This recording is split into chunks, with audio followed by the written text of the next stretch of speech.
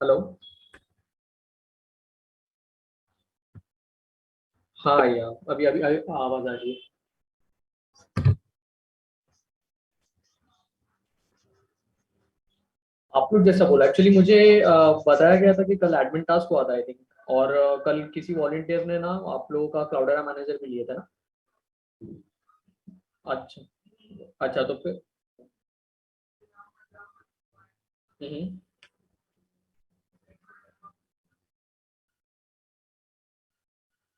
हम्म।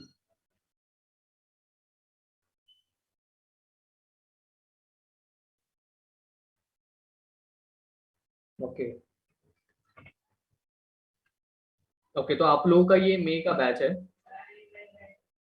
अच्छा okay, fine fine. चलो ठीक है। ठीक है तो फिर एक काम करते हैं ना, थेरी ले लेते हैं। ठीक है। आप लोगों का तो अभी फिलहाल न्यू बैच है तो ईटीएल एंड ऑल जो भी थेरोटिकल पार्ट है ना वो समझ लेंगे हम लोग, है ना। तो हाँ ठीक है। तो मैं आप लोगों को है ना, अगर आपको ऐसे कोई क्वेश्चन आंसर कुछ होंगे क्वेश्चन तो आप डायरेक्टली पूछ भी सकते हैं, ऐसे क्यू एन ए कर लेंगे या फिर मैं डायरेक्टली थेरी भी पढ़ा सकता हूँ जैसा आप ठीक समझ।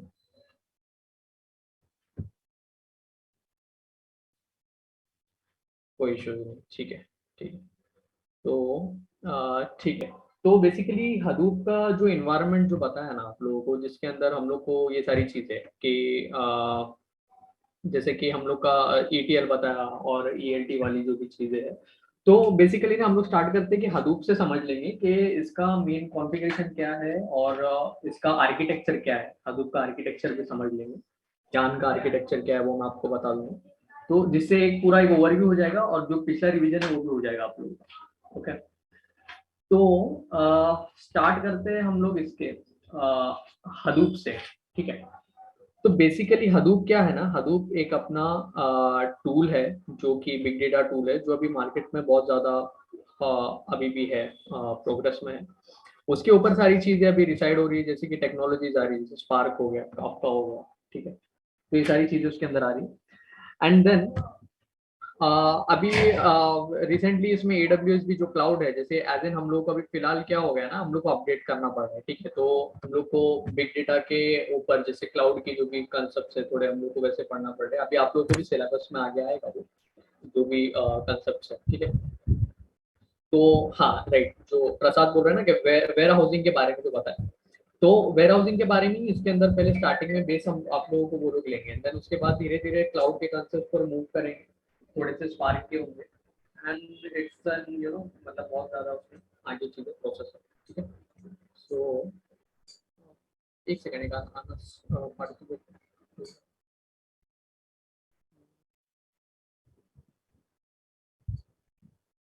चलो कर लेंगे।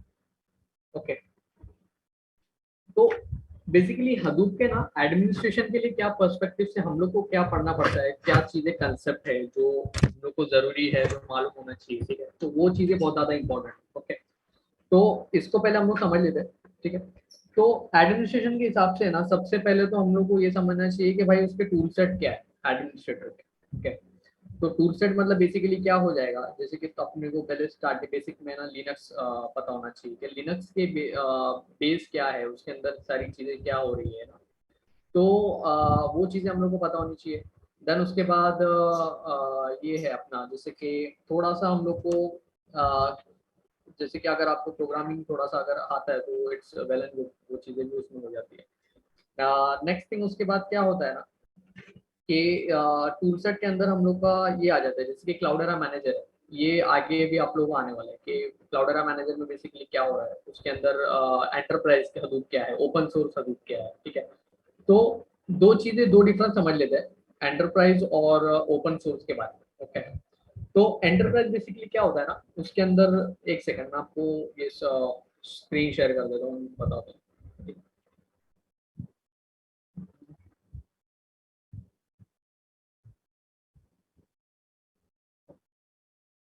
स्क्रीन विजिबल है मेरी, चैट में अगर आप लोग एक्नॉलेज कर देंगे तो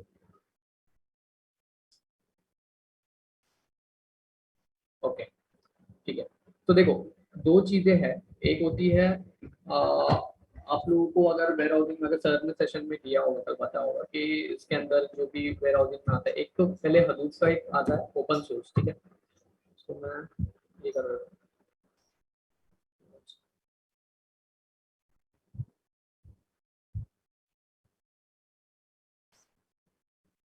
गाइस मुझे वो ये नहीं दिख रहा है चैट, अगर आप लोग को ऐसा कोई मैसेज करना होगा ना तो आप लोग अनम्यूट भी कर सकते हैं।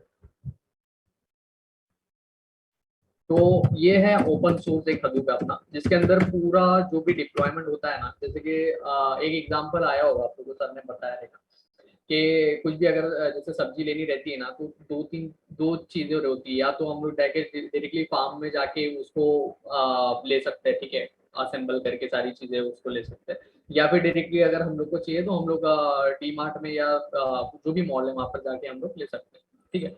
तो ये जो चीजें है ना, इसके अंदर दो चीजें ये है कि ओपन सोर्स के अंदर कैसा है कि हम लोग को सारी चीजें असेंबल करके पूरा अपने को एक लाइक पूरा कॉन्फ़िगरेशन करना पड़ता है। बट एंटरप्राइज में कैसा है, हम लोग को on the platter, on the plate हम लोग को ये चीजें लोग दे देते हैं, ठीक है, आप ये लोग ये ले लो कि भाई एंटरप्राइज का हम लोग का वर्कलोड कम हो जाए। तो जैसे क्लाउडेरा मैनेजर एक एंटरप्राइज है जो हदूप का डिस्ट्रीब्यूशन, सीडीएच जिसको बोलते हैं, क्लाउडेरा डिस्ट्रीब्यूटेड हदूप। तो ये हदूप की जितने भी कंपोनेंट्स है आप लोग को इजी करके दे रहा है। तो ओपन सोर्स का बेसिकली मैं बता देता हूँ, तो ओपन सोर्स में क्या होता है, ओपन सोर्स हदूप में जितने भी लाइक कॉन्फ़िगरेशंस है, ठीक है, और एक होती है तुम्हारे कमांड्स है, एंड दूसरी चीजें ये है कि तुम्हें जो भी अगर कोई एरर बग्स आ रहे हैं तो उसको सीएलआई पर जैसे भी हम लोग चेक करते हैं, ठीक है, सीएलआई पर जो लॉग्स हो जाते हैं, तो ये चीजें अपने को मैन्युअली इसमें देख के करना पड़ती है। जो कि जैसे कि अगर आपको फाइल कॉपी करना है, ठीक है, एक क्लस्टर है या फिर दूसरा क्लस्टर, उसका आपको फाइल कॉपी करनी है एक क्लस्टर से दूसरे क्लस्टर, तो एक वो जैसे एक कमांड होता है कि डिस्ट सीपी करके कमांड होता है, तो आपको अपने को सीएलआई पर मैन्युअली डालना पड़ता है हदूप में। बट एंटरप्राइज क्लाउडरा में क्या होता है, बैकएंड पर वो सारी चीजें कर देता है, जो सीडीएच होता है ना, जैसे कि सीडीएच 5.16 अभी आप लोग को लेंगे लोग करके, तो ये सीडीएच 5.16 आगे आने वाला है, ये सारी चीजें एडवांस में मैं अभी फिलहाल बता दे रहा हूँ। तो ये सीडीएच 5.16 है ना, इसके अंदर आप लोगों को जैसे कि कमांड्स हो गए, ठीक है, तो वो सारी चीजें ये बैकएंड पर कर देगा। अपने को सिर्फ क्या करना है, बस एक मतलब एक क्लिक क्लिक करके बता देनी चीजें कि भाई जो भी चीजें मतलब परफॉर्म कर रहे हैं, तो वो बैकएंड पर हम लोग ऐसे जीयूआई पर चेक कर सकते हैं उसको। तो ये मेन डिफरेंस है एंटरप्राइज और ओपन सोर्स का। एंड उसमें नेक्स्ट चीज जो है हम लोग की एडमिनिस्ट्रेटर पर्सपेक्टिव से जो आर्किटेक्चर जो समझने होते हैं हम लोग, ठीक है, हाई अवेलेबिलिटी का जो भी फीचर होता है, ये सारी चीजें क्या होती है।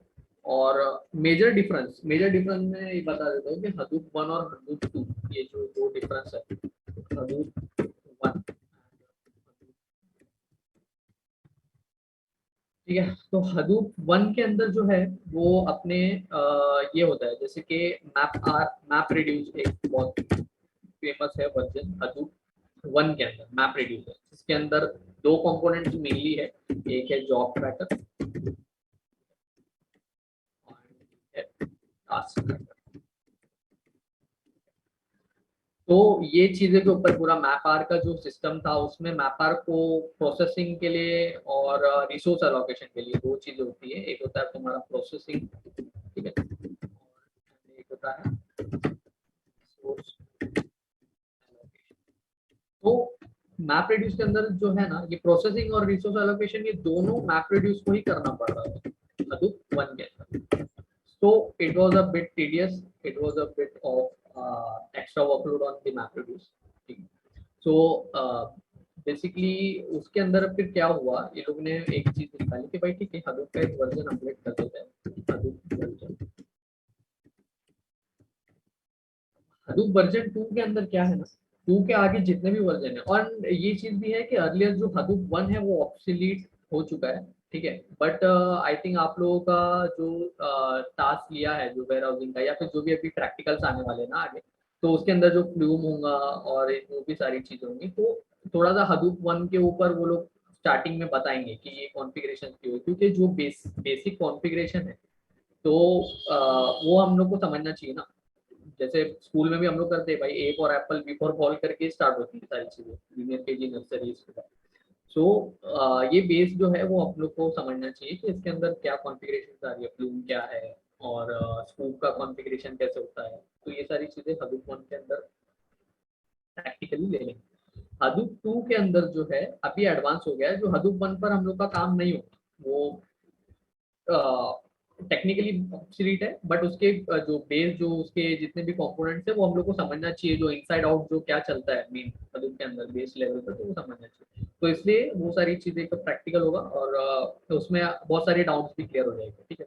पर हडूप वर्जन 2 के अंदर है ना, सबसे बड़ा जो आया है वो आया है, एक तो एचडीएफएस तो है ही पहले से, 1 में भी एचडीएफएस है और 2 में भी एचडीएफएस है, बट हडूप वर्जन 2 में यान आ गया, ठीक है। Just second.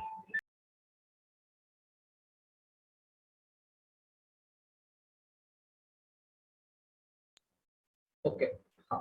तो यान के अंदर जो है, यान के अंदर हम लोग का बेसिकली इसने क्या किया, मैप रिड्यूस को ओवरकम कर दिया। तो जो मैप रिड्यूस में जो प्रोसेसिंग भी चल रहा था और रिसोर्स एलोकेशन चल रहा था ना, उसमें यान ने उसको ओवरकम कर दिया। तो जो मैप रिड्यूस का काम है, मैप रिड्यूस वो सिर्फ एक तुम्हारा एप्लीकेशन फ्रेमवर्क बन के रह गया। एप्लीकेशन फ्रेमवर्क जो है एज इन टॉप ऑफ यान हो गया, ठीक है।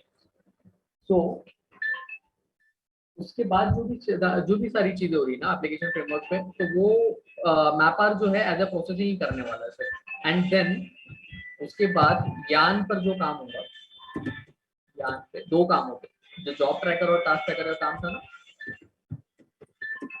एक होता है रिसोर्स एलोकेशन, एक होता है टास्क शेड्यूल। गाइस तुम लोग को समझ रहा है ना, मतलब इसमें इसके जो भी कंसेप्ट, अगर कोई डाउट होंगे तो तुम लोग पूछ सकते हो, अभी तक चैट में एक्नॉलेज कर सकते हो। सर ये जॉब ट्रैकर और टास्क ट्रैकर क्या है? हाँ, तो देखो जॉब ट्रैकर और टास्क ट्रैकर का बेसिकली क्या काम है ना, मैप रिड्यूस के अंदर ये दो कंपोनेंट्स है, ठीक है। तो मैप रिड्यूस क्या करता है ना कि जॉब उसको जो है ना, जैसे कि हम लोग के हदूप पे जो भी जॉब्स होते हैं, तो हम लोग को एक जैसे कि एक प्रोग्राम दे दिया कि भाई एक एज इन जावा का कोई प्रोग्राम था, मैप रिड्यूस का जॉब था, तो उसको हम लोग को शेड्यूल करना, जावा मैप रिड्यूस वाला जो भी काम। तो वो काम जो है ना, वो हमारा जॉब ट्रैकर उसका काम रहता है, जो एज इन क्या बोल सकते हैं, उसको एग्जीक्यूट करना, उसको फुलफिल करना वो जॉब को, तो जॉब ट्रैकर का काम होता है। एंड बेसिकली दो चीजें इसके अंदर और होती है कि जो हम बोलते हैं कि जैसे कि मैप रिड्यूस के अंदर जो है वो यान ने जो एलोकेशन किया उसके बाद उसने उसको ओवरकम कर दिया, ठीक है। तो मैपार जो है वो एप्लीकेशन फ्रेमवर्क बन गया। अभी भी जो बहुत सारे एप्लीकेशन में पीछे मैपार चलता ही है, ठीक है। तो मैपार के बाद उसमें इसने जो एप्लीकेशन फ्रेमवर्क लाया है ना, तो मैपार जैसे कि उसे कहते हैं FBR2, ठीक है। तो जो भी रैंडम डेटा हो गया या तुम्हारा सॉर्टेड डेटा हो गया, जो भी डेटा फ्लो तुम्हारा आ रहा है वेयर हाउस में, या फिर जो तुम जो भी बोल रहे हो जैसे कि स्ट्रीमिंग डेटा आ रहा है, तो वो उसके अंदर मैपार को बेसिकली उसका स्प्लिट एंड क्या बोलते हैं उसको, स्प्लिट एंड मैप करना पड़ता है, ठीक है। तो मैं मैपार का पहले बेस बता देता हूँ कि करता क्या है। बेसिकली उसके नाम में ही चीज है ये कि मैप मतलब मैप रिड्यूस। तो ये जो तो बेसिकली इट्स मैप। अभी मैप एंड रिड्यूस मतलब क्या, जो भी एक टास्क या फिर जो भी तुमको एक स्पेसिफिक टास्क आ रहा है या जॉब आ रहा है ना, तो वो सबसे पहले क्या होता है उसको, एक्चुअली मैं इधर नहीं कर सकता।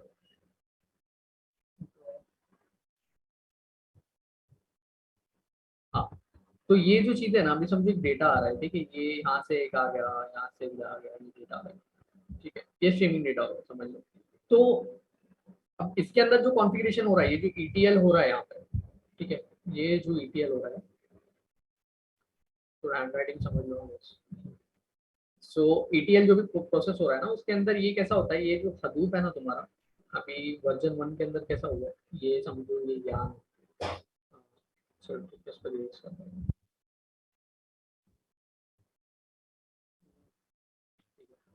तो ये जो पार्ट है हदूप का, के अंदर यहाँ पर है तुम्हारा सबसे पहले बेस पर आ गया तुम्हारा HDFS, ये आ गया तुम्हारा HDFS, इसके ऊपर आ गया तुम्हारा यान जो कि तुम्हारा प्रोसेसिंग इंजन है। एंड यान के ऊपर ये सारे जो है एप्लीकेशन फ्रेमवर्क हो, जैसे कि अभी आगे आएगा आप लोग को आएगा स्पार्क आएगा, ठीक है, स्पार्क आ गया। उसके बाद स्पार्क के आगे बहुत सारे कंपोनेंट्स है, ठीक है, जैसे कि यहाँ पर एक मैप आर को ही समझ लेते हैं, आई मीन मैप रिड्यूस को, ये मैप रिड्यूस को समझ लेते हैं। तो ऐसे सारे कंपोनेंट्स है ना इसके ऊपर होते हैं, जैसे ये स्पार्क हो गया, ये तुम्हारा काफका हो गया, या तुम्हारा बाकी के जो भी टूल्स टेक्नोलॉजी तुम यूज कर रहे हो ना, तो ये एक ऐसी लेयर होती है। ये स्टोरेज है तुम्हारा HDFS, ये यान तुम्हारा प्रोसेसिंग है, और बाकी उसके ऊपर ये एप्लीकेशन फ्रेमवर्क्स हो गए। तो मेन इसने ओवरकम करके दिया है हडूप ने कि ये जो मैप रिड्यूस का जो टीडीएस टास्क था ना, what ever the workload map reduce was share, and it was getting a really hectic for MapReduce. So Yarn has basically overcome it and it has become a processing engine कि भाई मैं ये काम करता हूँ, जो भी तुम्हारा रिसोर्स एलोकेशन है और तुम्हारा क्लाइंट से जो भी जॉब्स आ रहे हैं उसको शेड्यूलिंग करके देना है, तो ये चीजें मैं करता हूँ। और मैपार को बेसिकली उसका उसने एज एन एप्लीकेशन फ्रेमवर्क काम करने के लिए दे दिया कि भाई जो भी तेरा पुराना काम था वो तू एक एज एन सेपरेट बंदा करके काम करो, ठीक है। तो ये तो हो गया मैप रिड्यूस और ये हडूप 1 हडूप 2 कनेक्टर्स। हाँ, नेक्स्ट थिंग जो है वो हम देखते हैं ETL।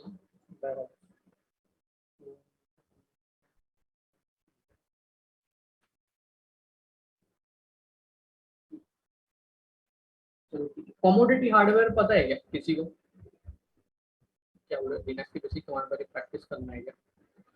नहीं उलास उलास भाई, नहीं लिनक्स के जो देखो बेसिक कमांड्स पर बेस एज एन बेस तुम उसको पहले पक्का कर लो, एंड देन अगर उसके आगे भी तुम प्रैक्टिस करते हो ना तो it's all well and good, मतलब उसमें कोई इशू नहीं है। तुम अगर जैसे कि थोड़े से और डीप कॉन्सेप्ट्स है लिनक्स के जो तुम अगर प्रैक्टिस कर सकते हो, बट हमको करना उतना ही है जितना हम लोग का काम एज एन एडमिन हम लोग को काम आना चाहिए लिनक्स का, राइट।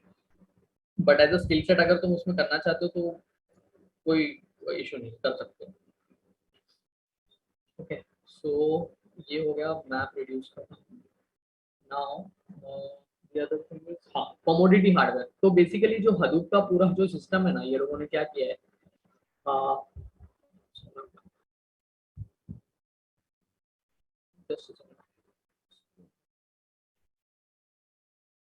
ठीक है।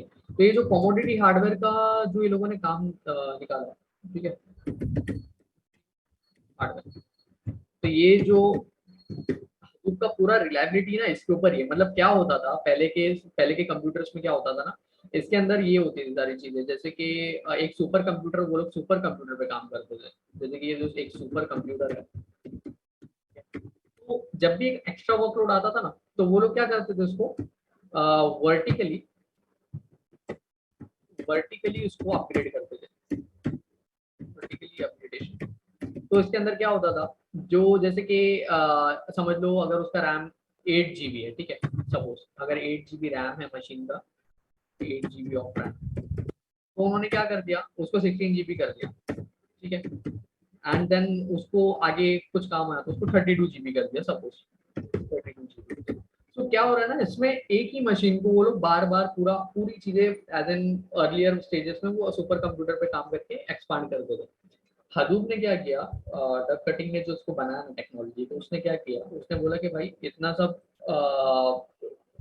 वर्क में नहीं पड़ते, उससे बेटर है कि हम लोग क्या करते हैं ना, हम लोग सबसे बेटर है कि ये कर लेंगे, कमोडिटी हार्डवेयर का सिस्टम लेके आएंगे, जिसके अंदर क्या होगा कि नॉर्मल कंप्यूटर जो भी हमारे समझ लो एक नॉर्मल सिस्टम है, ठीक है, सो एक नॉर्मल एक एक सिस्टम है जिसका कॉस्ट ऑफ रेट है, ठीक है, कॉस्ट ऑफ रेट जो है इज लो, ठीक है, लो कॉस्ट वाले जो तुम्हारे कंप्यूटर्स है जिसका इतना ज्यादा एज इन एक्सपेंसिव नहीं पड़ेगा और ज्यादा उसका खर्चा नहीं आएगा, तो वो कमोडिटी हार्डवेयर को हम लोग डिस्ट्रीब्यूटेड फैशन में यूज कर लेंगे।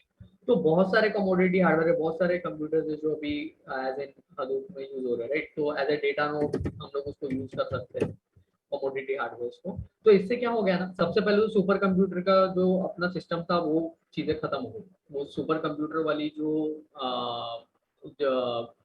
issues थे, जो उसके demerits थे, and whatever the disadvantages were there, so it were overcome by the commodity hardware, and it was due to the Hadoop ecosystem. Okay, now so ठीक है, commodity hardware तो समझ गया, and now commodity hardware is distributed, right? If one commodity hardware is failed, or whatever, if you can say one node in the cluster has failed, then there is no issue. We can replicate the data to somewhere else, and there is no, you know, like a limitation to the uh, commodity hardware that we can use in an Hadoop ecosystem. Fine. So एक इसका advantage ये हो गया commodity hardware का। Now उसके अंदर क्या होता है, कमोडिटी हार्डवेयर के अंदर है ना, एक जैसे कि तुम्हारे रैक्स होते हैं, ठीक है। हम लोग का जो कवर्ड होता है ना शेल्फ, तो शेल्फ के अंदर कैसे हम लोग का एक कवर्ड है, एज एन उसको समझ लो एक रैक है, ठीक है। उस रैक के अंदर जैसे कि एक हम लोग का प्लाई लगे रहते हैं ना, ड्रॉवर होता है, एंड वो पूरे एक 1 2 3 लेवल्स में जो प्लाई लगे रहते हैं, तो वो जो प्लाई है ना, उसको तुम समझ लो डेटा नोड से। तो एक रैक के अंदर सारे हमने डेटा नोट्स डाल दिए। मैं काम करता हूँ, डेल का देखता हूँ, मेरे लोड नहीं होता। ठीक है, तो बेयर मेटल जिसको बोलते हैं, बेयर मेटल इन्वायरमेंट में क्या होता था, बेयर मेटल इन्वायरमेंट में तुम लोग का ये एक रैक्स होते हैं। तो ये रैक्स के अंदर है ना नोड्स होते हैं, और वो नोड्स कितने होते हैं, नोड्स कितने होते हैं, वो होते हैं 6 to 64 नोड्स उसके अंदर ऑन एवरेज होते हैं एक रैक में, ठीक है। And these all the racks are connected using a network switch है ना, कमोडिटी हार्डवेयर होते हैं। मतलब एक जितने भी एक रैक्स है, वो बेयर मेटल एनवायरनमेंट की मैं बात कर रहा हूँ, उसके अंदर 6 to 64 नोड्स होते हैं जो तुम्हारे एक नेटवर्क स्विच से कनेक्टेड होते हैं, ठीक है। सो वैसा समझ लो।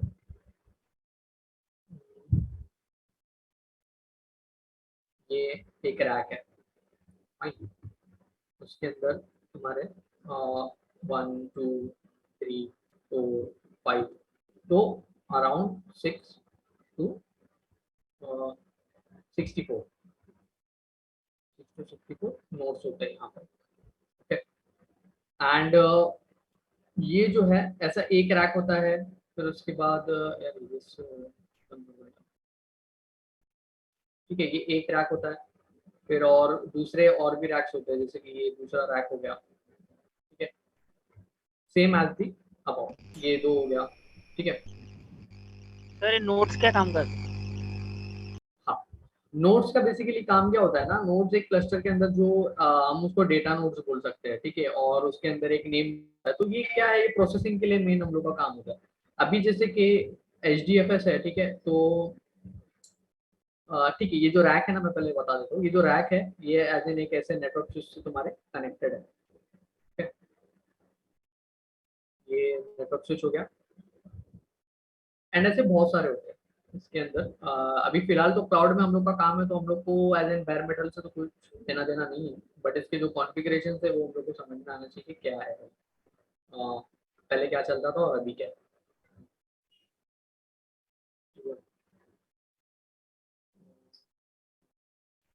सब यूज करना, ठीक है, इसको कट कर दो।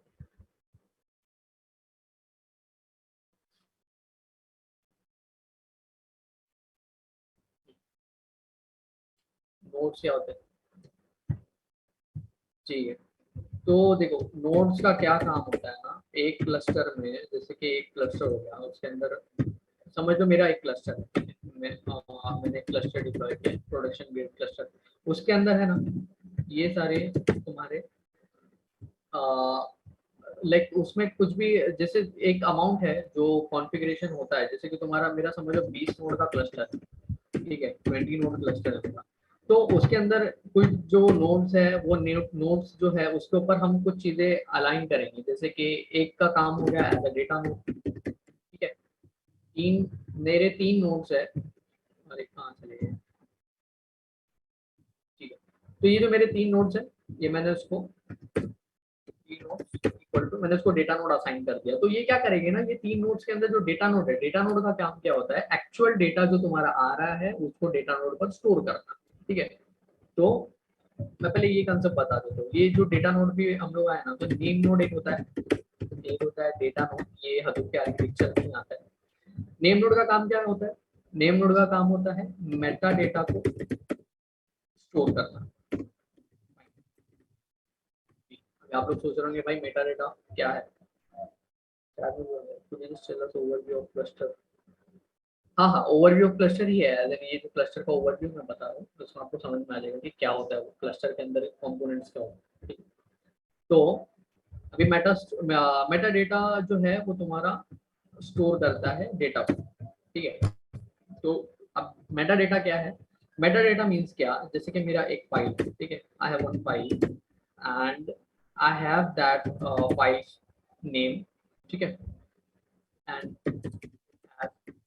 राइट, उसका एक नेम होगा, name also location, file location क्या है, and like all the attributes, right? So you can say it has all the attributes,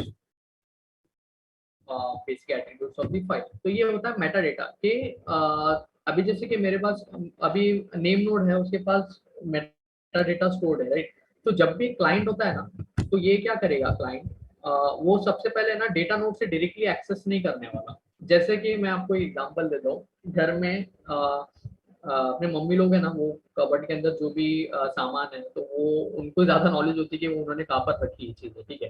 तो जैसे कि मुझे कोई चीज अगर समझ लो मिल नहीं रही है, या फिर कोई चीज है जैसे कि मुझे नहीं पता, मैं फर्स्ट टाइम जा रहा हूँ, मुझे बस इतना चाहिए कि भाई ये मेरे जो शूज है वो शूज कहाँ पर है, ठीक है। तो मैं डायरेक्टली, मेरे पास अगर शू का शेल्फ है तो मैं उसके अंदर इतना जाके बहुत सारे, अगर समझ लो उसके अंदर शूज है, बहुत सारे घर वालों के शूज है या फिर जो भी सामान है, तो मैं डायरेक्टली वहां से एक्सेस नहीं करने वाला। मैं क्या पूछूंगा, मैं बोलूंगा मम्मी ये मेरा ये जो शूज था, मुझे इसका लोकेशन चाहिए और ये कहाँ पर रखा है मुझे बता दो।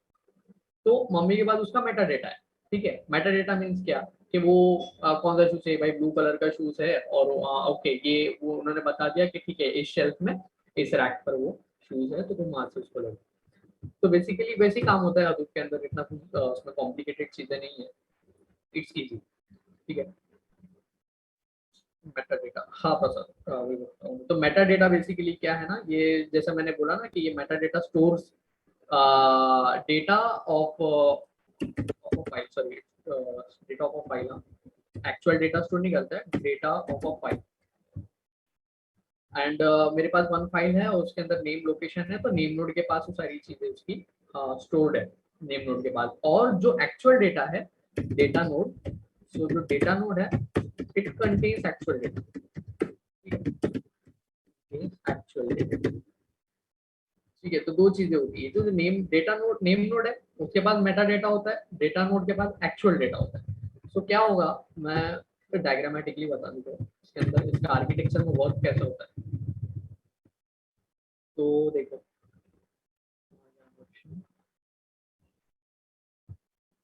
सपोज ये मेरा एक क्लाइंट है, क्लाइंट,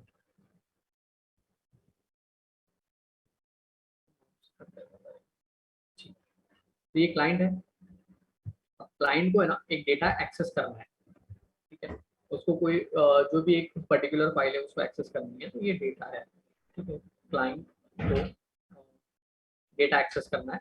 नाउ वो क्या करेगा, क्लाइंट जो है वो जाएगा इनके पास, फर्स्ट ऑफ ऑल वो नेम नोड से कनेक्ट करेगा एनएन, ठीक है। It's called NN in short, name node. And then name node जो है वो लोकेशन बताएगा, लोकेट्स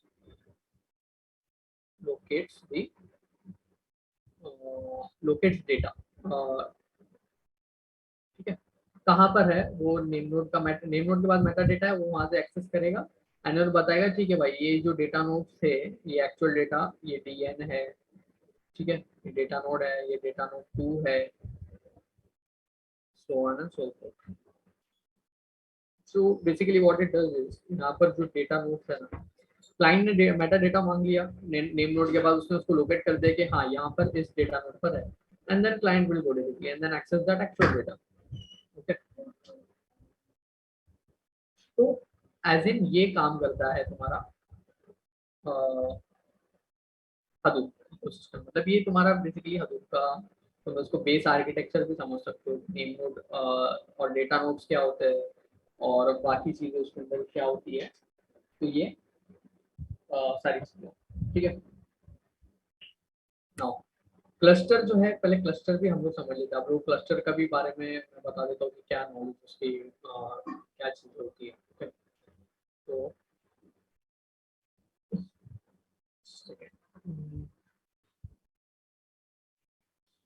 कैसे करना था?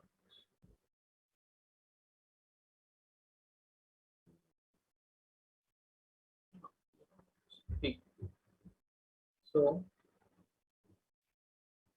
क्लस्टर, क्लस्टर क्लस्टर में क्या होता है? कुछ नहीं है, basically it is a set of machine. मैंने बताया था ना पहले, कमोडिटी हार्डवेयर जो है, तो कमोडिटी हार्डवेयर क्या है? It's a machine, right. अब जो आपका लैपटॉप है या फिर आपका जो पर्सनल कंप्यूटर है, इट्स अ मशीन। तो कमोडिटी हार्डवेयर, ये जो क्लस्टर है इसके अंदर सारी चीजें ना मशीन तुम्हारी ज्वाइंट होती है। तो it is a collection of machine which acts as particular services और whatever the specification are, right. So उसको एक्सेस करने के लिए मशीन्स को हम लोग एक क्लस्टर बनाते हैं। तो कॉम्बिनेशन हो जाता है, कलेक्शन हो जाता है क्लस्टर्स का, जिसके ऊपर फिर होते हैं तुम्हारे ऑपरेटिंग सिस्टम, ठीक है, ऑपरेटिंग सिस्टम, ठीक है। देन तुम्हारा ऑब्वियसली सॉफ्टवेयर आ जाता है, सॉफ्टवेयर आ जाता है उसके अंदर, हडूप क्लस्टर के अंदर। तो ये तीन चीजें है ना हडूप क्लस्टर के अंदर, वो कंसिस्ट करता है। सो और दूसरी बात ये है कि उसके अंदर एंटिटीज क्या होती है, वो मैं बता देता हूँ। एंटिटीज,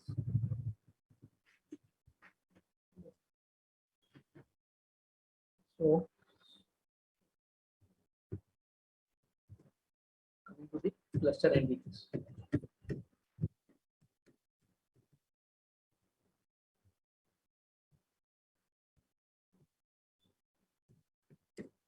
क्लस्टर एंटिटीज उसके अंदर क्या होता है? सर्वर्स होते हैं कुछ, जैसे मास्टर नोड सर्वर हो गया।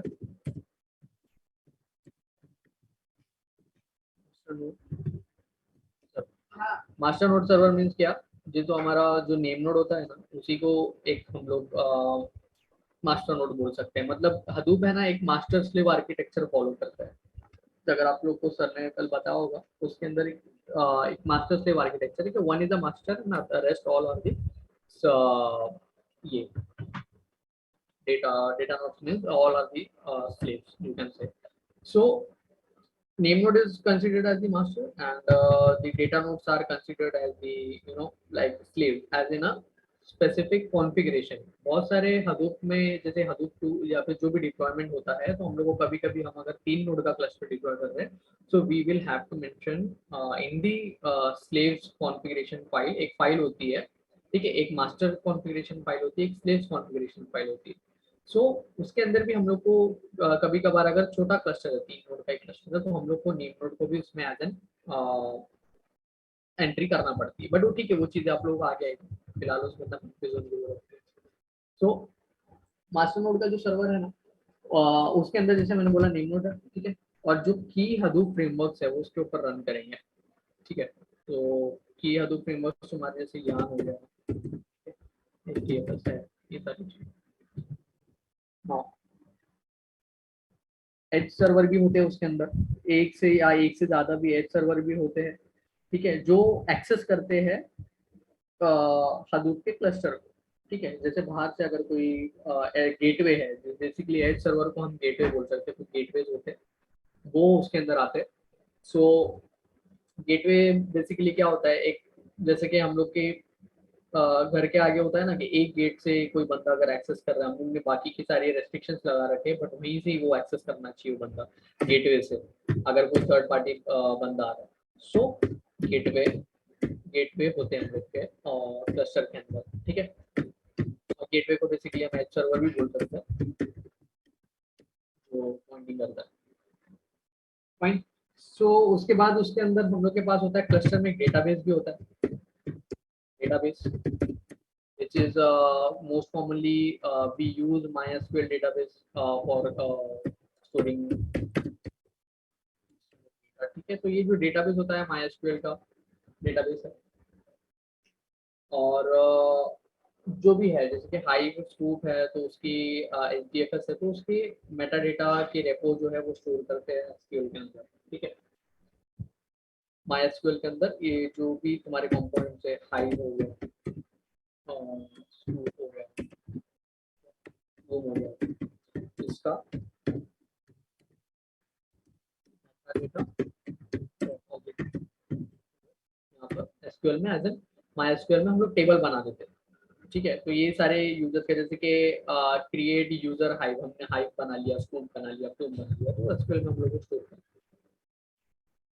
और उसके आगे है, आगे एक और एक कंपोनेंट है जो बाहर से AWS पे क्लाउड में यूज होता है, जैसे RDS बोलते हैं, रिलेशनल डेटाबेस सिस्टम। बट ठीक है, आप लोग फिलहाल तो MySQL पे काम करेंगे। RDS तो यू नो लाइक एक्सटर्नल चीज़ है, आप लोग को बहुत आगे है, फिलहाल उसके बारे में जानकर पाएंगे। ठीक है, और स्पेशल फ्रेमवर्क भी होते हैं क्लस्टर के अंदर। फ्रेमवर्क है, डेडिकेटेड स्पेशल फ्रेमवर्क रहते हैं, जिसको हम स्पेशल फ्रेमवर्क बोलते हैं। उसके अंदर एक कंपोनेंट होता है काफका। ये एक जैसे डेटा आ रहा है ना आपका रियल टाइम, तो उसको फेच करने के लिए होता है काफका। सो ऐसे फ्रेमवर्क से रहता है, special framework. So that's it, cluster के अंदर ये चीजें होती है। तो किसी ने भी अगर आपको पूछा कि व्हाट इज द क्लस्टर, तो आप लोगों को बोलना है कि it is a set of machines, or it is a combination of machines in which we have like these entities. If we asked, or if she asked that what are the entities or what are the attributes that you are using, so you can say that yeah, we have like one database to store metadata repository. We have this special frameworks, we have this master node servers, and in which we have data nodes also accessing that. So ऐसे पूरा एक cluster, एक combination बनता है एक cluster का, set of collection of machines. ठीक है, ये समझिए। तो किसी को नींद आ रही है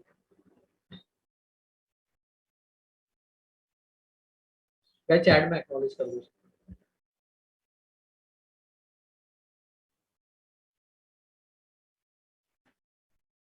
हेलो,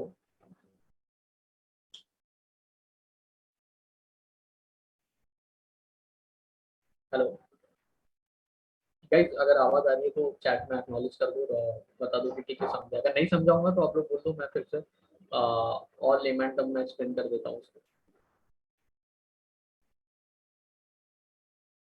ओके ओके, ठीक है, मतलब कॉन्सेप्ट को समझ लेना। अगर किसी को डाउट होगा तो आप पूछ लो, या फिर थोड़े आगे के और कॉन्सेप्ट हम लोग समझ लेंगे।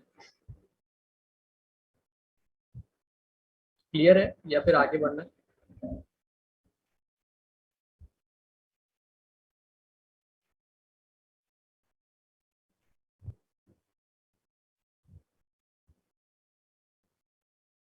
रिपीट करना है? ओके, करण सिंह जी, आप मीन्स ये पूरी क्लस्टर के बारे में रिपीट करूँ या फिर पूरी सारी कंसेप्ट बता दूँ?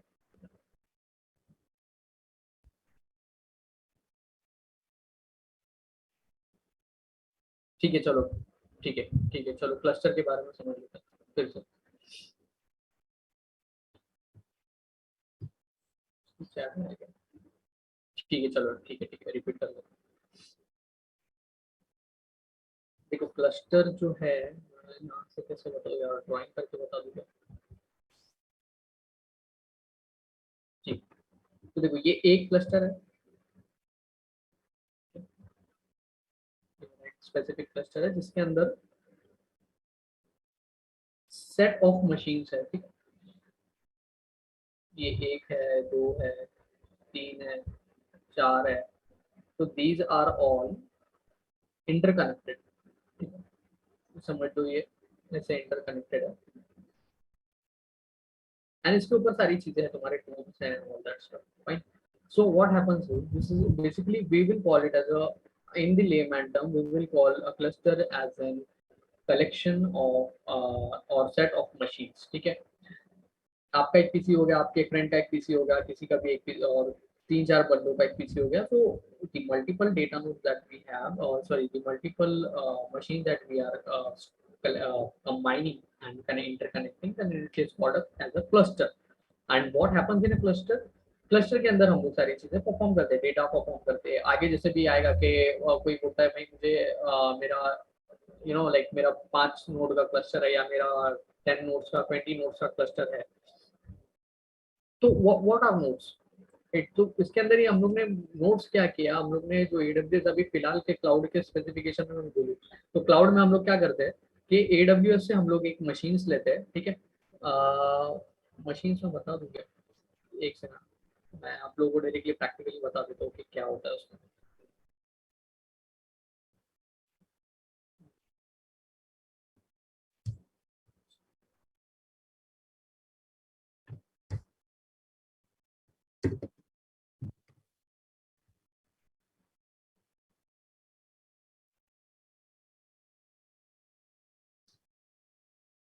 क्रिएटिंग,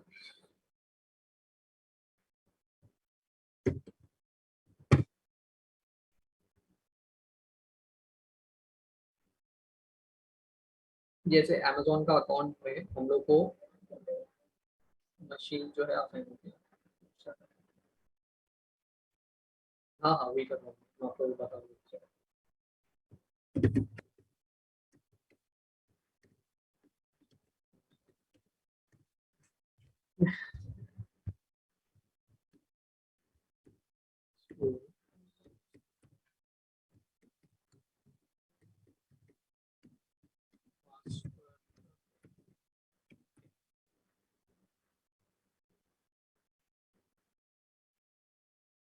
ये क्लाउड इन्वायरमेंट है. बेयर मेटल का जो है वो अलग आएगा. अगर आपको बेयर मेटल का देखना है ना, तो हम लोग कर सकते हैं.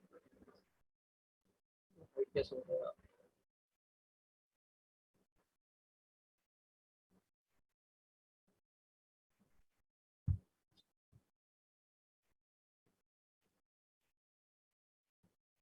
ठीक है,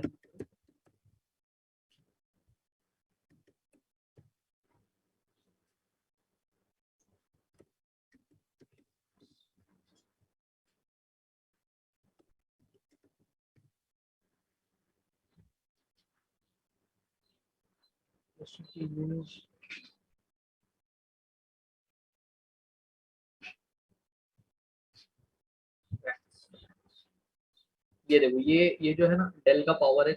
ये से रैक सर्वर रहते हैं जिसमें इंटेल Xeon 4210 दिया है, सेकंड जनरेशन 10 कोर. क्योंकि लोकली हम लोग जैसे 4 GB 6 GB पे काम करते हैं, बट अभी क्लाउड में जो मशीन है ना, ये लोगों ने directly 128 GB RAM, 64 GB RAM, इतने ये भी तो भी बेस लाइन है, और ऊपर भी है उसके जो भी कॉन्फ़िगरेशन के हिसाब से हम लोग यूज करते हैं. ठीक है, सो डेटा सेंटर के अंदर ये सारी चीजें as an on a high configuration, high level ये चीजें यूज होती है.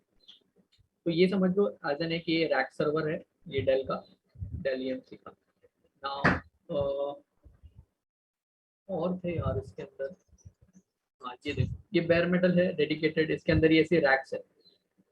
और तो ये जो रैक्स है इसके अंदर नोट्स, डेटा नोट्स होती है आपको 6 to 64. ये छोटे रैक्स है, इसमें racks,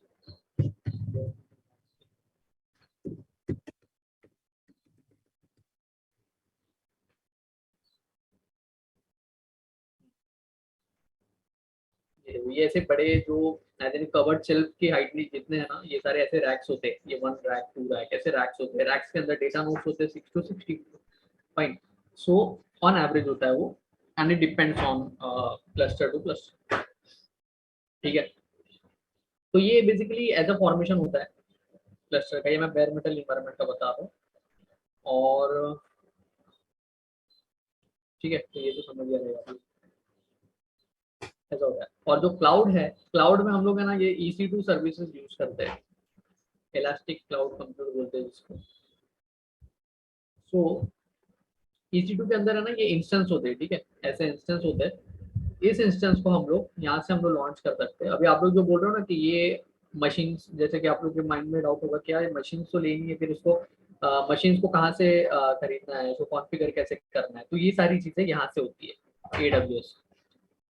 it's an advance session मुझे पता है, बट मैं आप लोग को फिलहाल के लिए आपका नॉलेज डाउट क्लियर हो जाए तो इसलिए मैं समझा रहा हूँ। And like it's a piece of cake to order any machine, बहुत ज़्यादा इजीली हम लोग यहाँ से एक्सेस कर लेते हैं।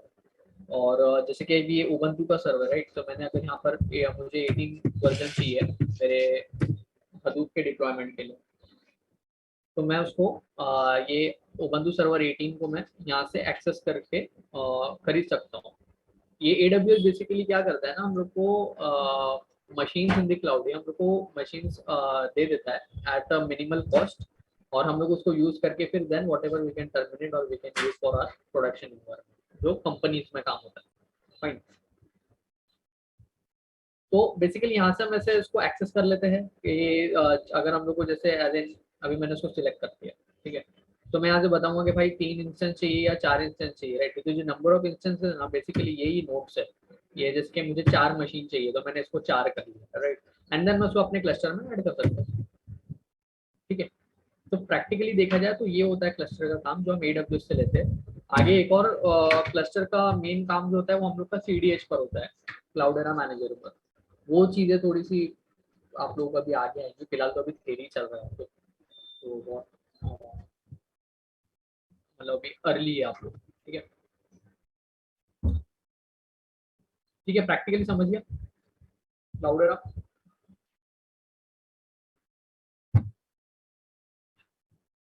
एक्नॉलेज करो चैट में। Okay, thanks for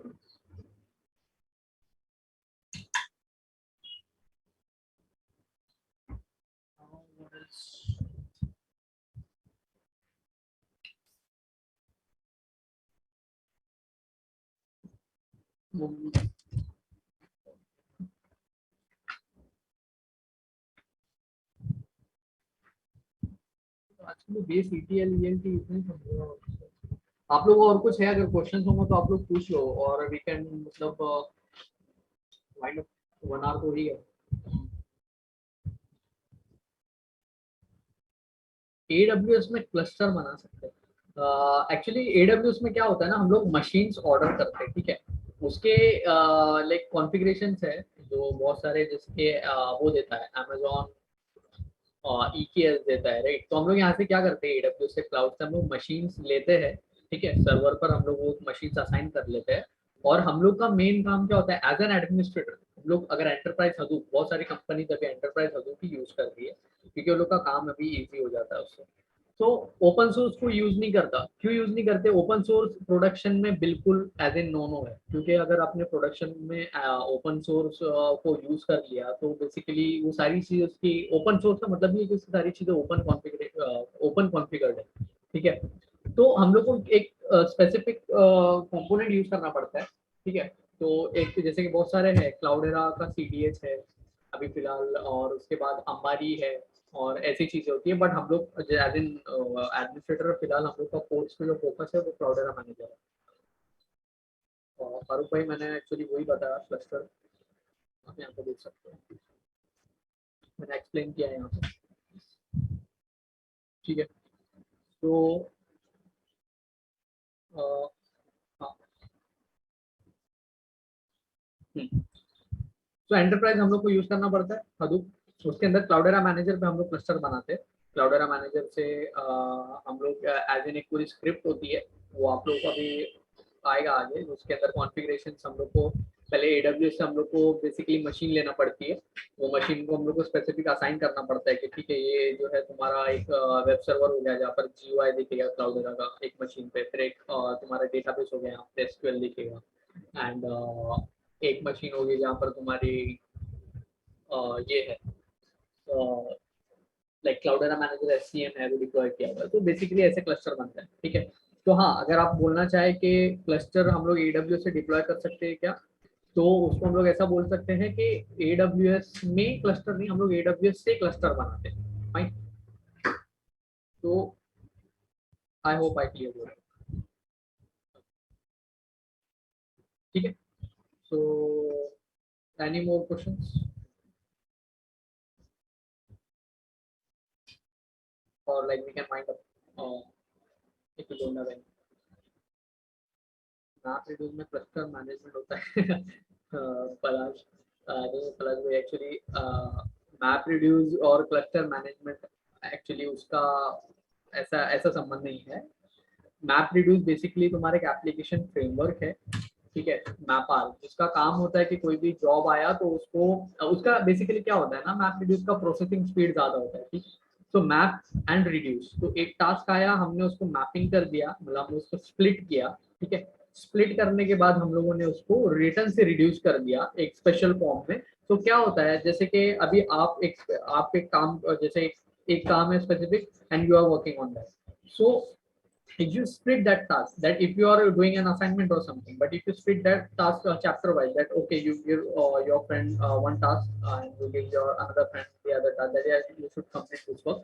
So basically you can map those tasks to the other guys, and then you can reduce and form into a one single entity. So basically it is map reduce. तो map reduce का मतलब वो होता है कि तुमने उसको एक टास्क को स्प्लिट करके मैप कर दिया, देन तुमने उसके बाद उसको रिड्यूस कर दिया.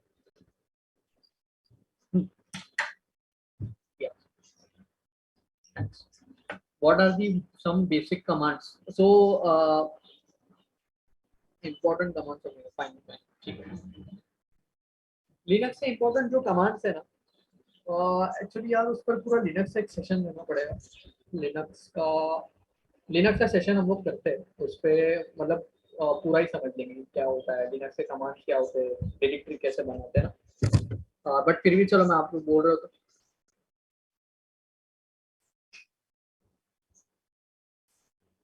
हाँ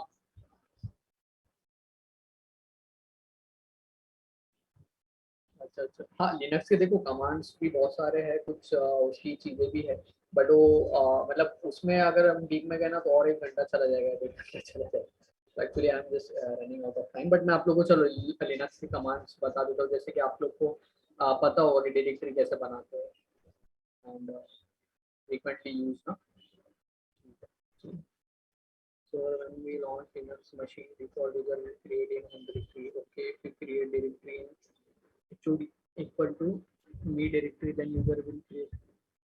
नहीं उल्लास भाई एक्चुअली मुझे ये नहीं समझा. HOD equal to me directory, then user will create.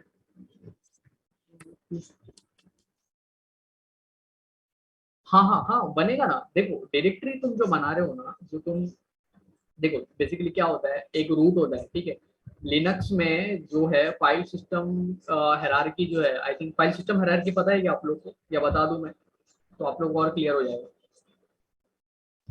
चलो ठीक है, मैं फाइल सिस्टम हायरार्की बात करता हूँ लिनक्स की. तो देखो क्या होता है ना लिनक्स में,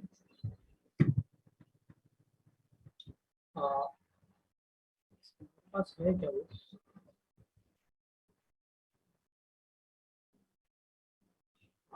ये देखो ये वाला फाइल है वो.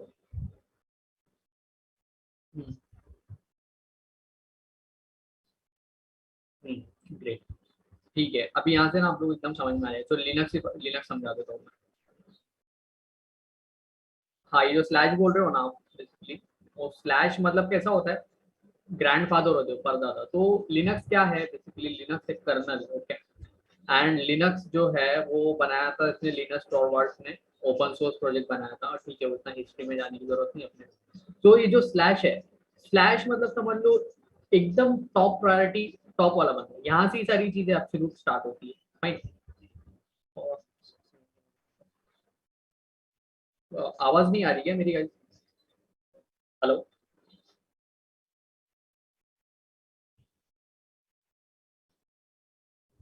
हाँ तुम ऐसा बोल रहे हो मतलब किसका, लिनक्स का जो, हाँ जो रूट बोल रहे हो ना स्लैश, वो बेसिकली वैसी होता है जो एज एन एब्सोल्यूट पाथ जो जहाँ से स्टार्ट होता है ना, वो है उसके ऊपर कोई वैसे. आ रही है ना. ठीक है. करण सिंह जी एक्चुअली आप थोड़ा सा माइक टेस्ट कर लो वहाँ पर, मे बी थोड़ा नेटवर्क इशू हो रहा होगा. ओके. सो ये जो स्लैश रूट है, अभी देखो लिनक्स फाइल सिस्टम में क्या होता है ना, इसके अंदर ना कंपोनेंट्स है, ठीक है.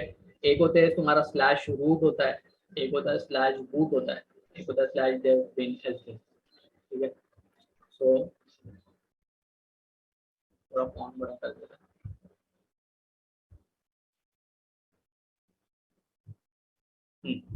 अभी देखो ये जो स्लैश रूट है ना, जब भी तुम लोग क्या करोगे, हमने एक कमांड फायर कर दिया, अभी हम लोग समझो स्लैश पर है, ठीक है। मैंने डायरेक्टरी बना दी एंड देन मैंने बोल दिया कि भाई मैं अभी मैंने लिनक्स टर्मिनल ऑन कर दिया, अभी फिलहाल कुछ नहीं है।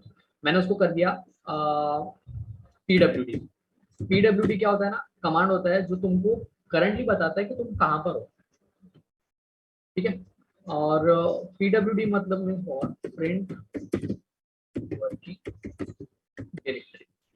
मैंने जब कमांड में फायर करूंगा ना तो मुझे बताएगा कि मैं कहाँ पर हूँ। अगर मैं स्लैश पर हूँ एकदम ऊपर लाइक टॉप पर हूँ तो मुझे वो स्लैश करके मतलब ये बता देगा। अगर मैं होम पर हूँ तो वो मुझे क्या बताएगा, स्लैश होम। या फिर अगर मैं किसी भी डायरेक्टरी में हूँ, जैसे कि किसी का नेम है क्या यहाँ पे,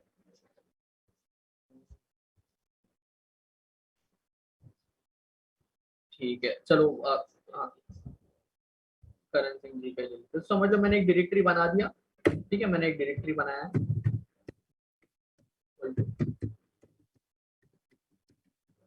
ये मैंने एक डायरेक्टरी बना दी, ओके। नाउ अभी यहाँ पर मैंने डायरेक्टरी मेरा कहाँ पर है, तो मेरा एक ये पाथ में मैंने यहाँ पर बना था यूजर स्लैश अबंतु, और मैंने यहाँ पर इस पाथ में मैंने ये डायरेक्टरी बनाई। अब अगर मैं यहाँ पर रहूंगा ना तो मैं जब यहाँ पर जब मैं कमांड फायर करूंगा pwd तो मुझे यही पाथ वो बता देगा कि भाई तुम ये इस पाथ पर हो, ठीक है। और अगर मैं रूट पर हूँ तो मुझे रूट का बताएगा, ठीक है। pwd करके हम लोग उसको चेक कर सकते हैं। नाउ हम लोग स्लैश रूट पर है, तो ये स्लैश रूट क्या है, तुम्हारा सुपर यूजर का होम है, ठीक है। जो तुम्हारा रूट है वो तुम्हारा एज अ सुपर यूजर हम लोग उसको बोलते हैं, तो ये जो स्लैश रूट है वो तुम्हारा सुपर यूजर का होम है। उसके बाद एक होता है स्लैश बूट। स्लैश बूट में क्या होता है, कर्नल रिलेटेड फाइल होती है। देखो हम लोग विंडोज यूज करते हैं ना, तो जब भी हम लोग F2 दबाते हैं, राइट, या F10 दबाते हैं, तो एक सेटअप होता है बूट सेटअप जिसको बोलते हैं। तो वो जो बूट सेटअप होता है ना, बेसिकली लिनक्स में भी वैसे ही होता है, और उस पर वहां पर बूट के कर्नल रिलेटेड जो इंटीरियर फाइल्स है वो यूज होती है, और स्लैश बूट के अंदर सारी डिटेल्स होती है, ओके। उसके बाद आता है स्लैश डेव।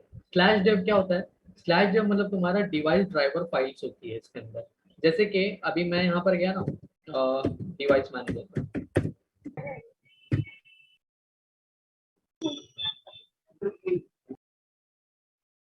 ये देखो यहाँ पर जो डिवाइस मैनेजर है,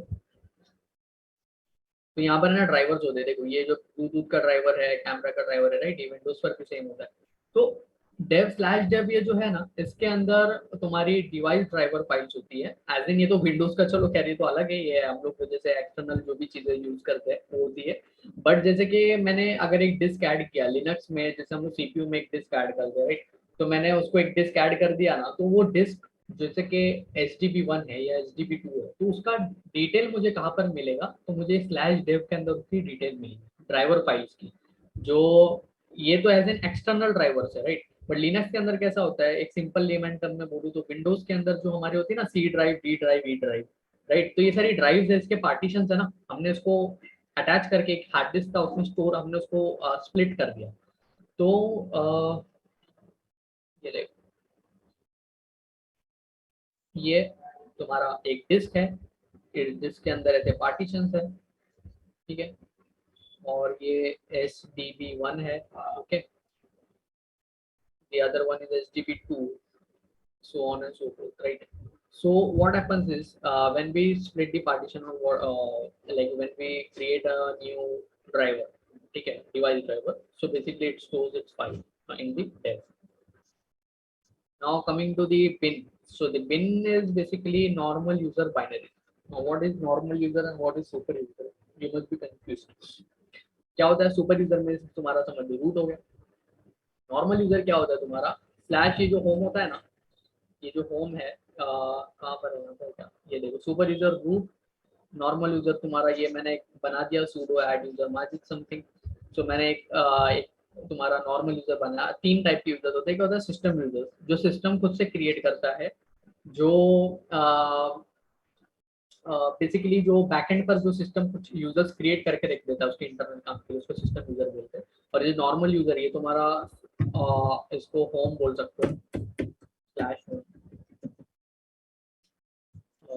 नहीं, इसको होम नहीं बोलेंगे बेसिकली। हाँ, अगर मैंने किसी को ऐड कर दिया, जैसे कि मैंने ऐड यूजर, ये एक कमांड है, ठीक है।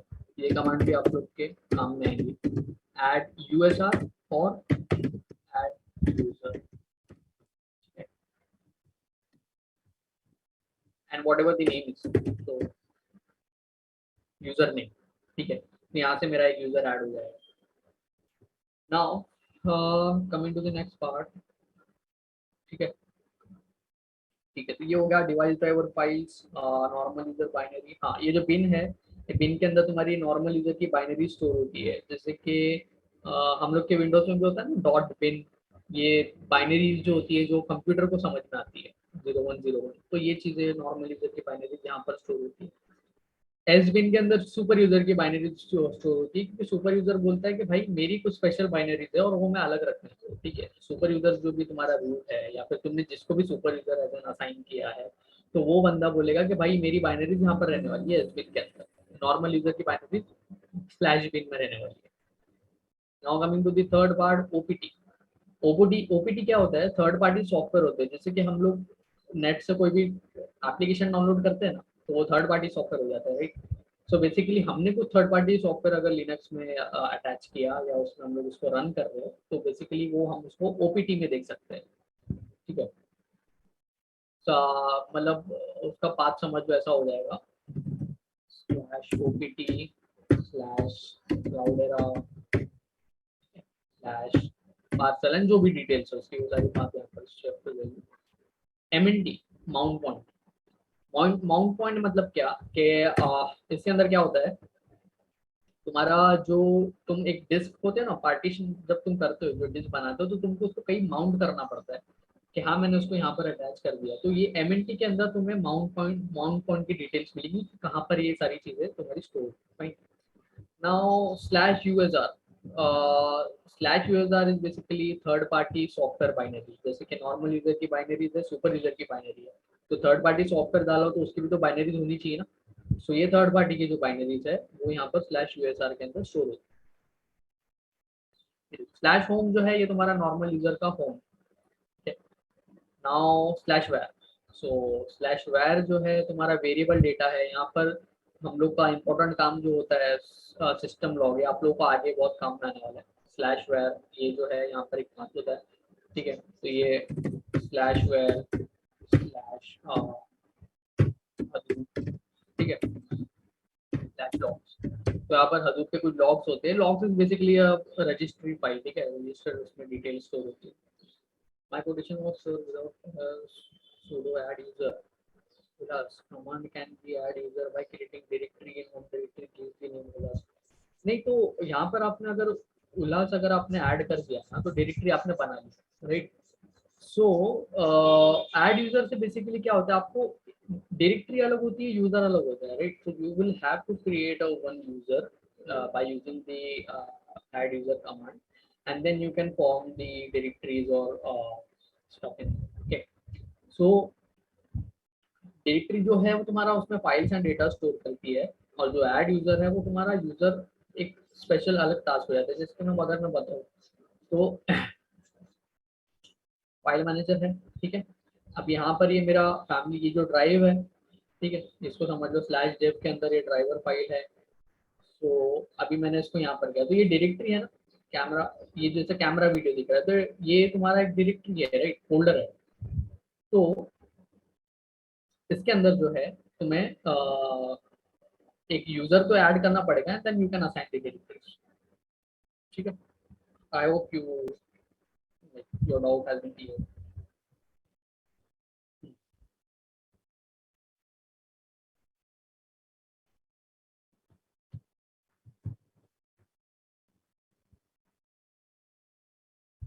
ओके, सो नॉर्मली हाँ, यहाँ पर कहा था user third party software binaries, okay. Slash var, हाँ, ये वेरिएबल डेटा जो लॉग्स है, सिस्टम लॉग रहेगा। And then ETC, what is ETC? तो एटीसी में कॉन्फ़िगरेशन के रिलेटेड फाइल होंगी तुम्हारी, जैसे कि जो भी है कॉन्फ़िगरेशन फाइल बेसिकली हडूप के अंदर जो है वो कॉन्फ में यूज होती है। ठीक है। सो स्लैश etc स्लैश ऑन, और hadoop बात करो सेट हो जाए etc hadoop on। मेजर कुछ इतना उसमें ये नहीं है, लिनक्स में प्रैक्टिस करनी है मन्ना, नथिंग मन्ना। एक्चुअली जो डिफरेंस है ना, ठीक है। Oh, okay. Ulas, if I par sudo fire sudo add user ulas system will create a my name directory। हाँ हाँ, नहीं ये जो आपका जो जो डिटेल होती है ना, एक्चुअली ये यहाँ पर स्टोर होता है। देखो ये जो आप बोल रहे हो ना कि कहाँ पर स्टोर होता है, तो यहाँ पर होता है। हम लोग उसको कैट करके देख सकते हैं। कैट इट, कभी आप लोग ट्राई करना, जब आप लिनक्स का टर्मिनल लोगे ना, तो यहाँ पर ये कमांड फायर करना स्लैश etc स्लैश पासवर्ड। तो यहाँ पर अगर आपने उल्लास डाल दिया ना, तो यहाँ पर उल्लास, ठीक है। और एक आप आपकी सारी डिटेल्स यूजर की होती है। एक होता है रूट, ठीक है। एक होता है whatever the directory that been created, system user जो क्रिएट करके रखा है सिस्टम ने, राइट। सो जैसे कि माजिद हो गया, ऐसे यहाँ पर होती है, एंड देन वहाँ पर डिटेल्स होती है, ठीक है।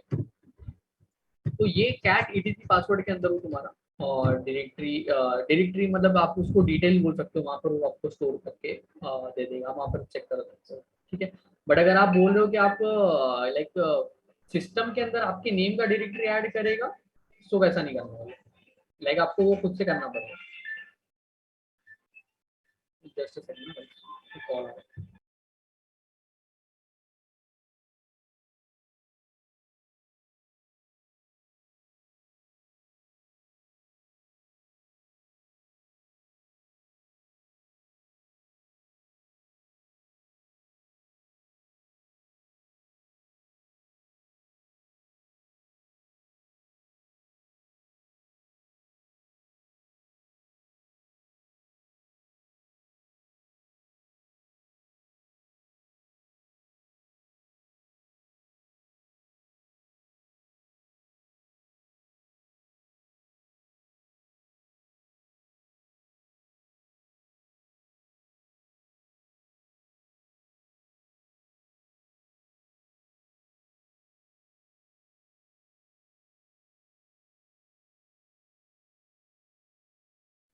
Hello.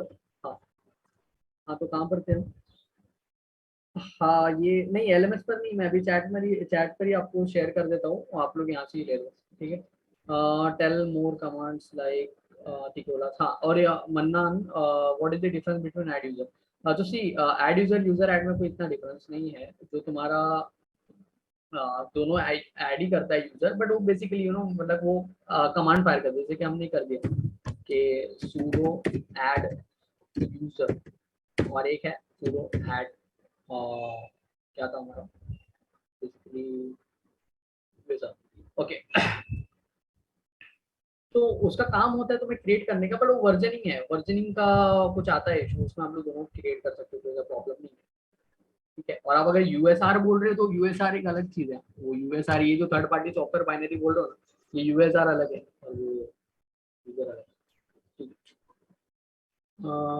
Fine. So tell more commands like pwd cat and sudo, ठीक है। sudo तो बेसिकली प्रीफिक्स यूज होता है, और कैट है, ठीक है। कैट से क्या होता है, फाइल के कंटेंट दिखते हैं। एक होता है mkdir डायरेक्टरी बनाने के लिए, rmdir डायरेक्टरी रिमूव करने के लिए, ls तुम्हारा लिस्ट करने के लिए, ll तुम्हारा लॉन्ग लिस्ट करने के लिए।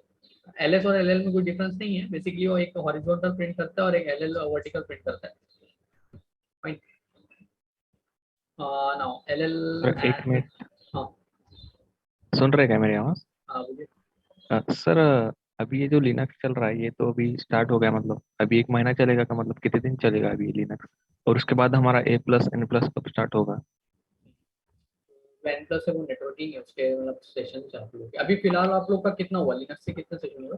अभी लिनक्स के हमारे एक दो ही सेशन सेशन हुए हैं, मतलब वो बेसिक कमांड्स लिए सर ने। कल का जो सेशन था वो उसमें बेसिक लिया उन्होंने, वो ETL क्या होता है, ELT, OLAP, OLTP। Right right. तो अभी तो कितना टाइम लगेगा मतलब आगे जाने के लिए? वो जो ये जो मतलब क्वेश्चन है ना एक्चुअली कि कहाँ तक जाएगा, वो एक्चुअली आप लोग का अगर मेन कोर्स भी खत्म होता है ना, उसके बाद भी सेशन चलती है। बट अगर आप अपनी लिनक्स का पूछ रहे हो, कि लिनक्स अभी कहाँ तक जाएगा। तो लिनक्स से तो बेसिकली हम लोग के 2 सेशन हुए थे, उससे ज़्यादा नहीं हुए थे। आप लोगों के हो गए क्या 2 सेशन?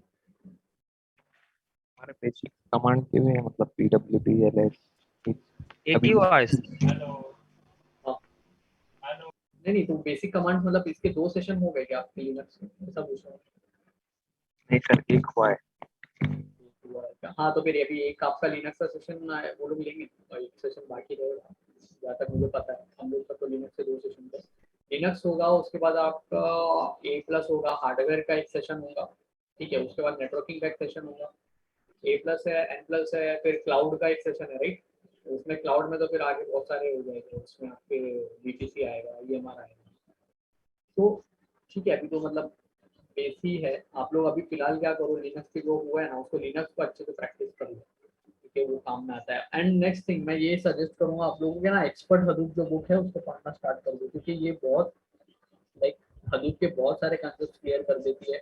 वो मोस्टली यहाँ पर बहुत सारे बंदे नॉन आईटी से भी होंगे जो लाइक है कोर्स में, और आईटी से ज़्यादा तो नॉन आईटी है यहाँ पर, राइट। सो उनको थोड़ा सा इशू होता ही है नॉन आईटी को ना, तो कि मतलब मैकेनिकल, राइट, मैकेनिकल है, सिविल है, सभी है यहाँ पर। तो उन्हें बहुत ज़्यादा। अच्छा, आर्ट भी है क्या? ग्रेट, कोई इशू नहीं, कर सकते हैं, तो हो जाता है, ऐसा कोई इशू नहीं है। बहुत सारे आप लोग ऑफर लेटर भी देख रहे होंगे कि कहाँ पर है, मतलब बहुत सारी चीज़ें जो भी आ रही है कि जो नॉन आईटी वाले बंदे उनको अच्छे अच्छे पैकेज लग रहे हैं, हो जाता है। हाँ, 12th डिप्लोमा कोई प्रॉब्लम नहीं है, अच्छा करते हो तो ये सारी चीज़ें आप लोग है ना, मतलब धीरे धीरे ओवरकम हो जाती है। स्टार्टिंग में ऐसा लगता है कि यार ये सब क्या हो रहा है, नहीं लाइक नॉन आईटी से समझ में नहीं आता है कि यार अभी इतनी सारी चीजें समझनी है। अभी लिनक्स है तो उसमें क्या है, हडूप में क्या है, लाइक बेसिक सवाल तो अभी से आप लोग का यही से स्टार्ट हो रहा है कि भाई क्लस्टर क्या है, नोड्स क्या है, राइट। तो सारी चीजें उसके अंदर आपकी समझ में आ जाएगी, राइट। ये एक्सपर्ट हडूप की बुक है, ज्योति जी। ये जो एक्सपर्ट हडूप है ना, इसके अंदर बहुत सारी मतलब लाइक हडूप का पूरा ही चीजें उसके अंदर डाल के दे दिया ओपन सोर्स। तो जिनको नहीं समझ रहा ना कि नोड्स भी क्या है, क्लस्टर क्या है, तो फर्स्ट चैप्टर से पढ़ना स्टार्ट कर दो जैसे एक्सपर्ट हडूप को, धीरे धीरे साइड बाय साइड 2-2 3-3 पेज आप लोग समझ जाएंगे फिर कि क्या है उसमें। वो LMS पर है एक्चुअली, LMS पर आप लोगों को एक्सपर्ट हडूप की PDF होंगी, रेफरेंस में रेफरेंस एंड बुक्स के अंदर उसका PDF है। आप चाहे तो उसको प्रिंट करवा लो, वो ज़्यादा बेटर रहेगा, या फिर any which way if you want to like get it from like if you want to read from PDF or you can print it, whatever suits best for you, ठीक है। तो ठीक है, तो ये चीज़ें हैं। और हाँ, बस इसके अंदर वही है कि भाई लिनक्स का जो कमांड्स है आप लोग उसको प्रैक्टिस करो, ठीक है। लिनक्स की मैं ये भेज देता हूँ अभी आप लोग को, फाइल सिस्टम चाहिए था ना, सर एक क्वेश्चन था। बोलो ना। हाँ सर, लिनक्स एडमिन को कैसे यूज मतलब एडमिन कैसे यूज करते हैं लिनक्स को, क्या यूज है उसका? देखो कैसे है पता है क्या, हडूप जो है ना बेसिकली इसका लाइक बेस पे हम लोग का टर्मिनल पर काम ही लिनक्स पर होता है, ठीक है, CLI पर। तो वो चीजें तो हम लोग को लिनक्स तो आनी ही चाहिए। मतलब एज एन एडमिन क्या काम करता है, तो ये जो आप लोग देख रहे हो ना, ये जो ETC पासवर्ड है, ये फाइल है, यूजर है, तो ये चीजें यही यही लिनक्स एडमिन, यही हडूप एडमिनिस्ट्रेटर के काम में आती है। कि कुछ लॉग्स हो गया तो हमको उसको ट्रबल शूट कैसे करने आना चाहिए, फिर कुछ इशू आ गया तो उसको हमको कैसे ट्रबल शूट करना चाहिए, राइट। सो वही है लिनक्स एडमिन, लिनक्स बोलो सॉरी, हडूप एडमिनिस्ट्रेटर के अंदर। और सजेशन में हाँ ठीक है, लिनक्स एडमिन ये वाली मैं फाइल आप लोगों को दे देता हूँ, आप लोग डाउनलोड कर लो। इसके अंदर देखो मैंने क्या क्या किया था, मैं इसको नोट डाउन कर लिया था। फाइल यूजर ग्रुप, देखो ये परमिशंस है, ठीक है। और आई थिंक किसी का तो क्वेश्चन था ना परमिशन का, कुछ तो भी क्वेश्चन था। हाँ चलेगा। हाँ, उल्लास उल्लास उल्लास जी का था ना, ठीक है। उल्लास जी देखो, ये जो यूजर को chmod करके ऑल परमिशन दे दिया, तो रूट की परमिशन लेना पड़ेगा क्या? तो तुमने रूट की परमिशन तुमको लेना पड़ेगी, क्योंकि अगर तुम रूट से एक्सेस नहीं कर रहे हो, मतलब क्या, अभी जैसे कि उबंटू है ना, मैंने यहाँ पर डाल दिया है, देखो कैसा होता है टर्मिनल पे, आप लोग भी प्रैक्टिस कर रहे होगे तो आप लोग ने देखा होगा। रूट अगर मैं रूट पर हूँ तो मुझे बताएगा root @whatever the IP private IP is 172 and what else, and ये जो है 168.1 एंड देन फिर यहाँ से हम लोग क्या करते हैं, अगर आप लोग रूट पर हो तो आपको सूडो यूज करने की जरूरत नहीं है, सूडो सुपर यूजर ऐड करने की जरूरत नहीं है। सूडो मतलब क्या, सर की लैंग्वेज में सर जो बोलते हैं ना कि पापा ने बोले, डैड ने बोले कि मुझे ये सुपर यूजर, तो वही काम है कि भाई रूट सुपर यूजर ने बोला है कि भाई तुम ये परमिशन करो, तो जो सूडो है तुम उससे pseudo add user manage add कर, ये कब होगा जब मैं रूट पर नहीं हूँ, अभी मैं रूट पर हूँ तो मैं डायरेक्टली ऐड यूजर फायर कर सकता हूँ, ठीक है। और अगर मैं रूट पर नहीं हूँ, अगर मैं यहाँ पर हूँ बंतु बंतु मेरा यूजर है, तो मैं मुझे फिर सूडो वाली परमिशन ऐड करनी पड़ती है।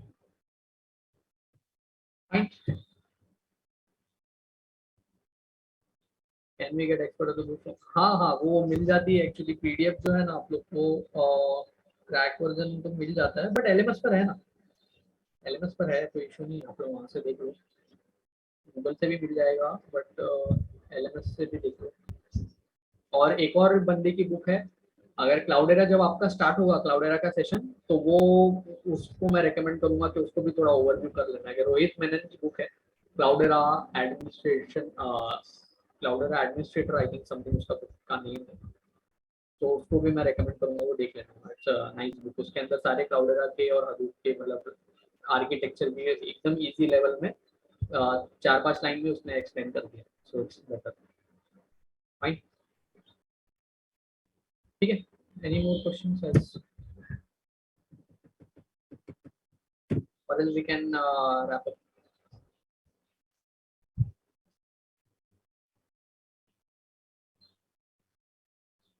हाँ मैं सेंड कर दिया हूँ,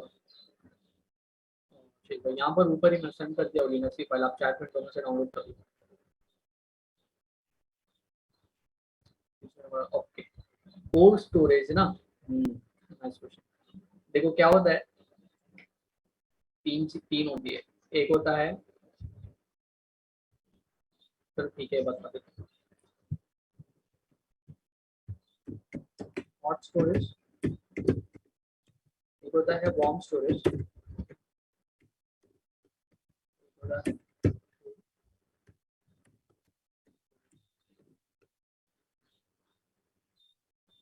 ठीक है।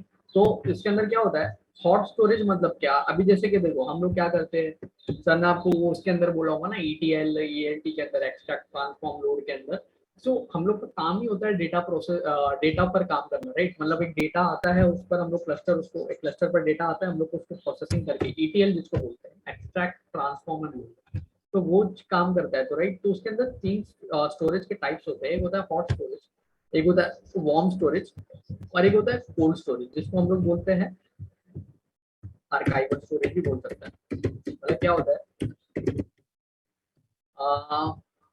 ठीक है मैं आपको ऐसा बता देता हूँ, समझ लो।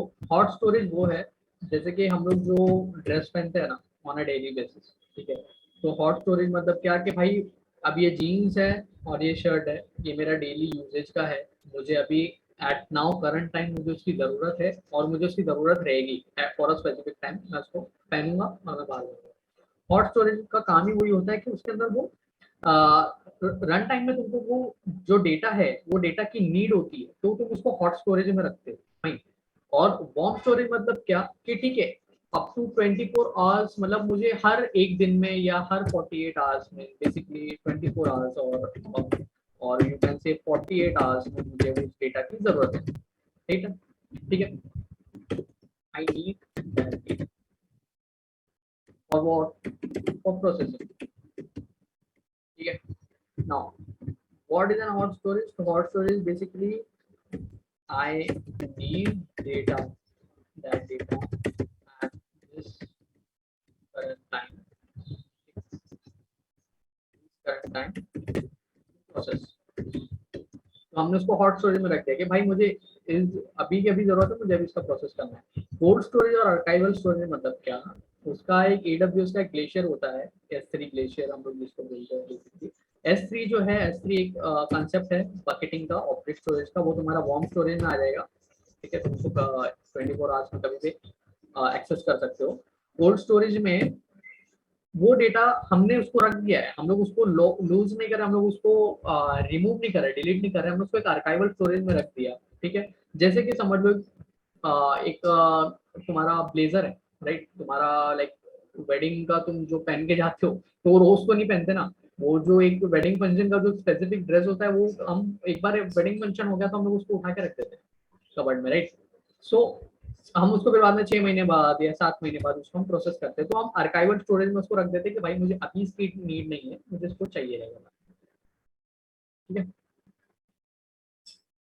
कोल्ड स्टोरेज मैक्स 10 ईयर, हाँ कोल्ड स्टोरेज का उसका भी एक स्पेसिफिक टाइम होता है। देखो क्या होता है ना, कोल्ड स्टोरेज पे तुम जब भी यूज करते हो, आर्काइवल पे रख देते हो, तो तुम्हें उसका एक एज इन ये उसका भी कॉस्ट आता है कंपनी को, राइट। AWS कॉस्ट तो मानेंगे ना भाई, वो फ्री में थोड़ी देने वाले हैं। क्या मैं जबरदस्ती तुम्हारा सब डेटा मेरे सर पर क्यों उठा के रखूँ, मैं क्यों आर्काइवल स्टोरेज में रखूँ, तो उसका भी उसको बजटिंग, उसको कॉस्ट देना पड़ेगा। तो वो हिसाब से प्रोजेक्ट में अलाइनमेंट में आर्काइवल स्टोरेज का भी एक अलाइनमेंट होता है कि भाई ठीक है, इतने मोमेंट के लिए, इतने टाइम के लिए, मुझे 6 मंथ्स के लिए हमारी कंपनी को ये आर्काइवल डेटा चाहिए। After that, the AWS can automatically or whatever manually we can delete it and we can move ahead. Okay. ठीक है मोहम्मद भाई, मैं फिर से सेंड कर दूंगा लिनक्स के।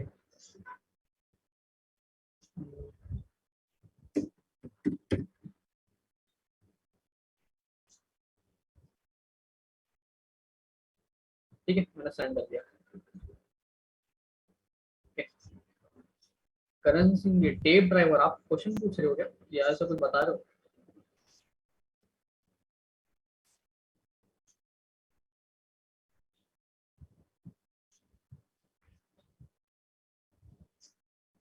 ठीक है फाइन। टेप ड्राइवर मतलब वही जो हमारा ट्रेडिशनल, अगर आप मतलब क्वेश्चन पूछ रहे हो, I assume it's a question. So tape driver मतलब क्या, वही हमारा ट्रेडिशनल, जैसे हम लोग कैसे वो पहले नहीं वो गाने कैसेट्स में आते थे, सीडीज में आते थे, राइट। तो डेटा हम लोग जैसे एक फिजिकल हमारा हार्ड ड्राइव होता है, उसको बेसिकली हम लोग टेप ड्राइव बोल सकते हैं, जो तुम्हारा नहीं ट्रेडिशनल यूजेज के लिए यूज होता था, वो सारी चीजें। तार बॉल,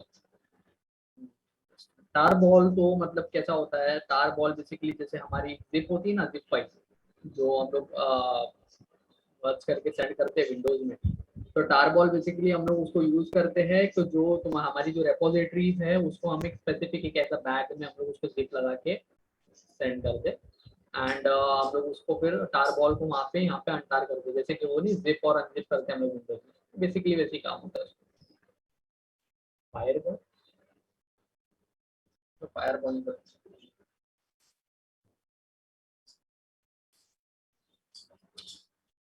$$S, ये जो $S है ना, ये डॉलर का क्या बोल सकते हैं उसका कंसेप्ट डॉलर का, ये जो slash in Linux this is user है ना, ये जो मैं बोल रहा हूँ, जो स्लैश है, परदादा, grandfather, whatever you can say, ये वो है मैं जो आप बोल रहा हूँ कि ये स्लैश है।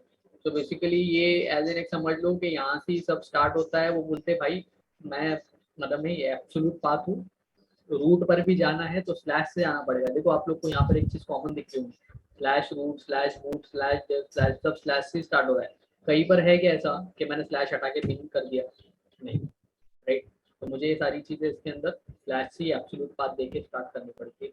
एक और कॉन्सेप्ट होता है रिलेटिव पाथ का, जो वो अलग होता है, वो सारी चीज means compress the file by using zip, means compress the file by using zip actually नहीं, जिप मतलब वो लिनक्स में जिप भी है, जिप है, जी जिप है, ठीक है, ये सारे कॉम्प्रेशन के फॉर्मेट्स है, जिप है, जी जिप है, और बीजेड बीजिप भी है, बट ये जो टार है ना, टार स्पेसिफिकली ये हम लोग रेपोजिटरी को हम लोग लाइक यू नो जिप, उसका काम भी ऐसे होता है जिप जैसा, बट वो टार बॉल का, टार एक लिनक्स के लिए हम लोग यूज करते हैं, तो वो टार बॉल जो हम लोग बोलते हैं ना, वो जो टार बॉल के अंदर ही हमारा डेटा होता है, फिर हम लोग वो टार बॉल को यहाँ से वहाँ हम लोग फेंक सकते हैं। एज एक समझ लो एक बॉल के अंदर हमने कुछ चीजें डाल दी, जैसे मार्बल कुछ भी डाल दिया, एंड वो हमारा वो बॉल को लेके हम एक बंदे से लेके दूसरे बंदे को हम ट्रांसफर कर दें। It's an ease of use, right. Linux can't directly transfer the repositories on a file system, right? So tar is an archiver. नहीं तार यार बेसिकली तार मतलब क्या बोलेंगे उसको, तार तो हम देखो एज अ कमांड यूज करते हैं, ठीक है, जिसका कमांड होता है ना, कि आपके पास टार बॉल आया तो उसका कमांड होता है टार -ZXBF टार बॉल, मेरे पास टार बॉल था, मैंने उसको कर दिया टार -ZXBF, तो ये क्या कर रहा है, अनटार कर रहा है उसका, ठीक है, ठीक है, वहां से मतलब ये सारी चीजें हम लोग अपने सिस्टम पर डाउनलोड करते हैं टार बॉल। आर्काइवर, आर्काइवर कैसे बोलेंगे, आर्काइवल नहीं, बेसिकली इसको डेटा हम लोग स्टोर करते हैं। आर्काइवल स्टोरेज जो आप अगर बोल रहे हो तो वो चीज अलग हो जाती है। आर्काइवल स्टोरेज मतलब वो तुम्हारा ग्लेशियर वेशियर पे तुम पूरा डेटा डाल रहे हो। टारबॉल तो बेसिकली आप इतना उसका कॉम्प्लेक्स नहीं है, बस जिप जैसा कैसा काम करता है वैसे हम लोग का टारबॉल काम करता है, ठीक है, फाइन। सो 236 हो गया गाइस, रैप अप करते हैं फिर, अगर कोई डाउट नहीं होगा तो, अगर होगा तो पूछ लो। मैंने फाइल तो भेज दी, आप लोग इसको भी एक बार ये कर लेना, गो थ्रू कर लेना, ठीक है, वो वीडियो देखकर यहाँ पर ये सारे यूजर ग्रुप के सारे ch मोड परमिशन करने वाले हैं। हाँ ग्लेशियर पर कोड से डेटा स्टोर करते हैं, right. Can I practice Linux command in PowerShell? नहीं एक्चुअली मोहम्मद भाई, एक्चुअली आप है ना पावरशेल पर मत करो, पावरशेल के जो एज एन वो लोकल हो जाता है तुम्हारा, ठीक है, तुम उसको लिनक्स पर लिनक्स लिनक्स का टर्मिनल लेकर ही प्रैक्टिस करो तो ज़्यादा बेटर है। या फिर आप क्या कर सकते हो, मैं आपको एक बताता हूँ, एक सॉल्यूशन बता दो, देखो मेरे पास भी है। मैं ये जब AWS की मशीन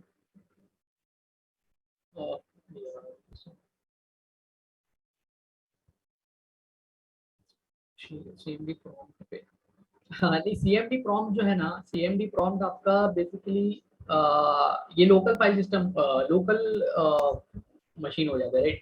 सो CMD आपका बेसिकली क्या यूज में आता है पता है आपको, अगर कोई आपकी जैसे की फाइल है AWS की, या कोई छोटा मोटा .pm.txt कोई फाइल है ना, तो आप उसको डायरेक्टली वहाँ पर SCP करके कॉपी करके डाल सकते हो, बट लिनक्स से कमांड वहाँ प्रैक्टिस नहीं कर सकते CMD। आपको जो है, अगर आपको लोकली ट्राई करना है, अगर आपको AWS का, अच्छा मुझे एक बात बताओ, AWS की वो मशीन बताएगा आप लोग को लॉन्च करने के लिए? आ गया चैट विंडो, AWS का कुछ बताएगा कंसेप्ट मशीन पर लॉन्च करने के लिए? पता है ना AWS का वो .pm फाइल का, हाँ तो आप क्या करो ना, वहां से आप लोग ले लो, मतलब क्या बोलते हैं, मशीन आप डायरेक्टली, जैसे मैंने अभी बताया ना AWS पे, अब अबंतु के कैसे 18.4 है, आप वो मशीन लेके भी डायरेक्टली T2 माइक्रो लेके फ्री में स्टार्ट कर सकते हो, कोई प्रॉब्लम नहीं। या फिर अगर किसी को लोकली करना है, डेटा सेंटर से मशीन नहीं लेनी, लोकली करना है, तो देखो यहाँ पर ये है Oracle VM वर्चुअल बॉक्स, ये लाइक मस्त है, मतलब इसके लिए इसमें जो है ना लिनक्स की हम लोग डायरेक्टली एक इमेज लोड करके लिनक्स टर्मिनल लॉन्च कर सकते हैं लोकली, और उस पर कमांड फाइल करके हम लोग काम कर सकते हैं, तो ये भी एक ऑप्शन है, राइट।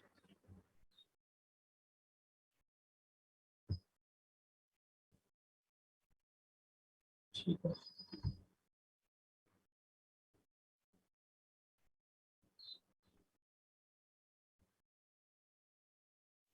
लोकल मशीन से लिनक्स पे फाइल कैसे सेट करें? उसका कमांड होता है यार, एक्चुअली आप लोग को वो है ना, लिनक्स से आप कमांड आएंगे ना, तो उसमें आप लोग को बताएगी वो, जैसे कि आपका कमांड बता दीजिए फाइल करके।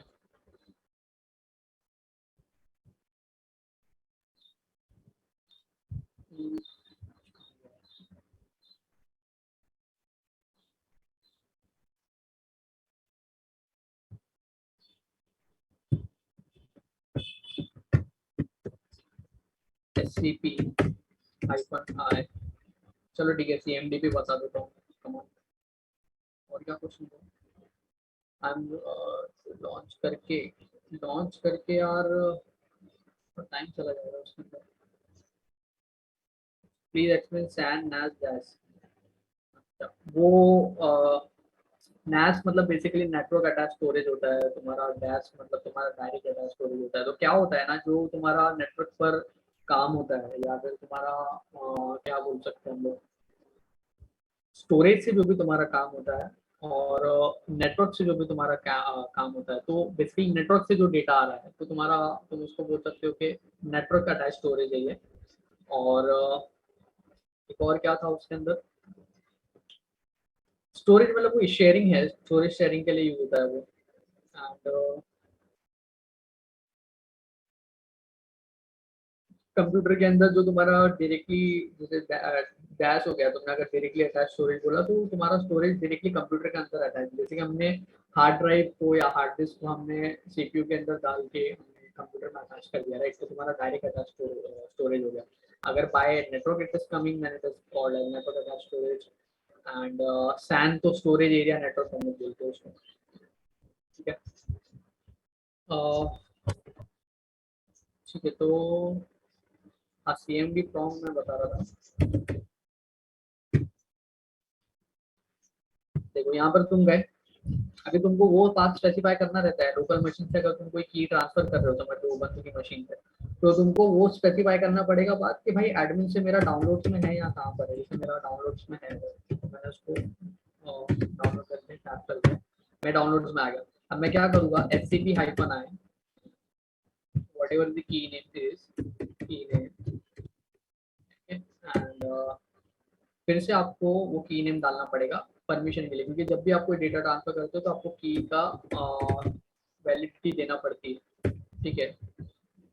It can be what ever, हाँ इट कैन, ठीक है, आपको कंफ्यूजन हो रहा है तो मतलब मैं लिनक्स fs.txt जो फाइल भेजा ना, तो मतलब मैं यही शेयर कर रहा हूँ ubuntu की मशीन पे, तो मैंने वो पाथ डाल दिया, मैंने की नेम डाल दिया, एंड मैंने ubuntu whatever the public IP is,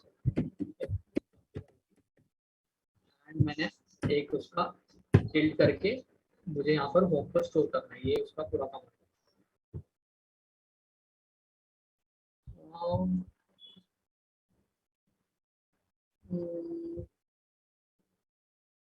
right भाई, वो लॉन्च करके है ना हम लोग किसी और सेशन में एक्चुअली देखेंगे, ये AWS का जो मशीन है ना, सेशन भी होगा उस पर, स्पेसिफिक लोगों ने बताया है, आप उसको भी देख लो।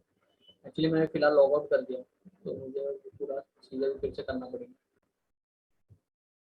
PSCP क्या है, हाँ देखो क्या होता है, जब तुम CMD से कर रहे हो ना तो तुम SCP-i करते हो, और जब तुम PSCP से कोई कमांड, अगर PSCP सॉरी पावर शेल से अगर तुम कोई चीज ट्रांसफर कर रहे हो तो तुम PSCP यूज करते हो। सो बेसिक डिफरेंस है, मैं सजेस्ट करूंगा कि CMD से कर लो, ज्यादा इजी रहेगा।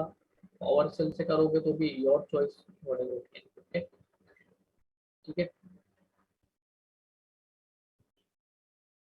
सो लेट्स रैप अप देन, है ना, क्वेश्चंस हो गए ना हम लोगों को।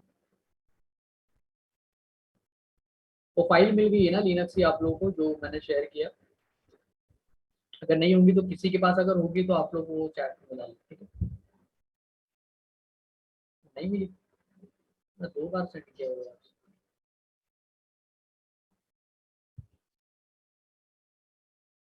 चलो ठीक है, मैं लास्ट टाइम डाल देता हूँ।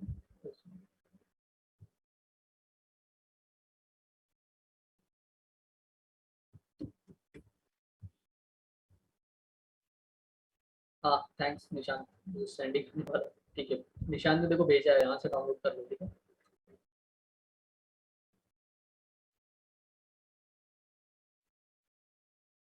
ओके गाइस, चलते हैं फिर, थैंक्स अ लॉट, तो समझ में